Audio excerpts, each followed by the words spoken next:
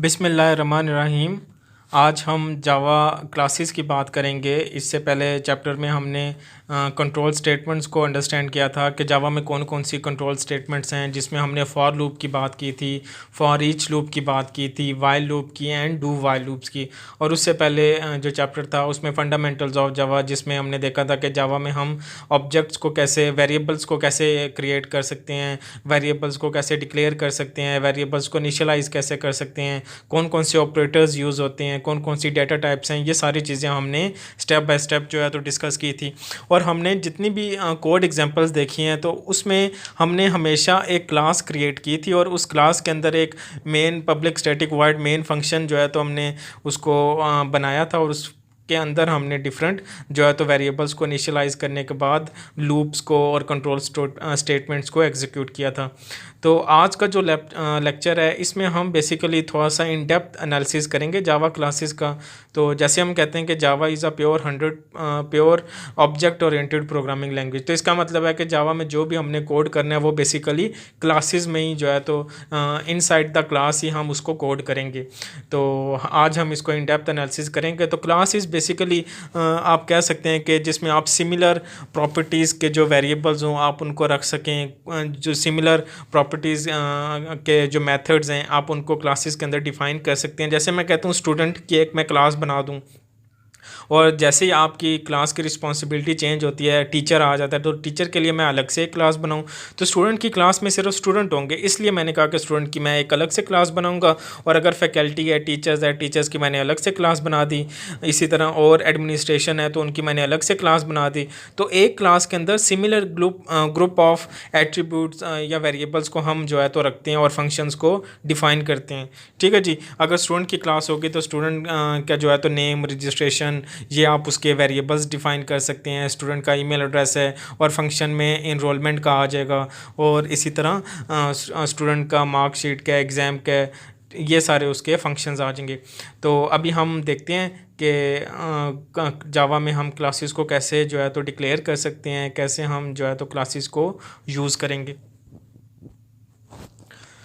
अगर हम क्लासेस की बात करें तो अभी हमने सिर्फ ये अंडरस्टैंड किया कि classes are basically fundamental building blocks of Java program. जितना भी हमने all the Java programs must return inside class.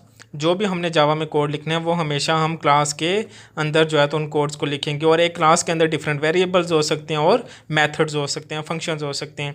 तो आज के इस लेसन में हम अंडरस्टैंड करेंगे कि हम जावा क्लास को कैसे डिक्लेयर कर सकते हैं, how we can declare a new class, नई क्लास कैसे बनाएंगे, मेंबर और क्लास के कौन कौन से मेंबर्स होते हैं। और फर्दर हम जो है तो देखते हैं कि वो कौन कौन से 4 मेन मेंबर्स हैं जो कि क्लासेस में हम डिफ़ाइन कर सकते हैं या क्लासेस में होते हैं।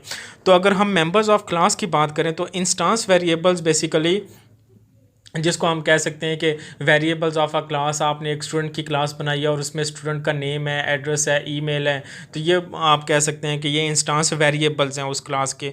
इसी तरह मेथड्स हैं, मेथड्स आप कोई भी फंक्शंस डिफाइन कर सकते हैं। कंस्ट्रक्टर्स हैं, कंस्ट्रक्टर्स बेसिकली जो आपके ऑब्जेक्ट वेरिएबल्स होते हैं उनको इनिशियलाइजेशन के लिए हम यूज़ करते हैं। और इसी तरह मेंबर क्लासेस हैं, एक क्लास के अंदर मेंबर क्लासेस को हम कैसे यूज़ करेंगे ये हम नेक्स्ट लेसन में इंशाल्लाह डिस्कस करेंगे इन डिटेल। तो अभी तक जो इंस्टांस वेरिएबल वो होते हैं जो हमने क्लास के अंदर वेरिएबल्स को इनिशियलाइज़ किया है। मेथड्स वो हैं जो हम फंक्शंस डिफाइन करते हैं।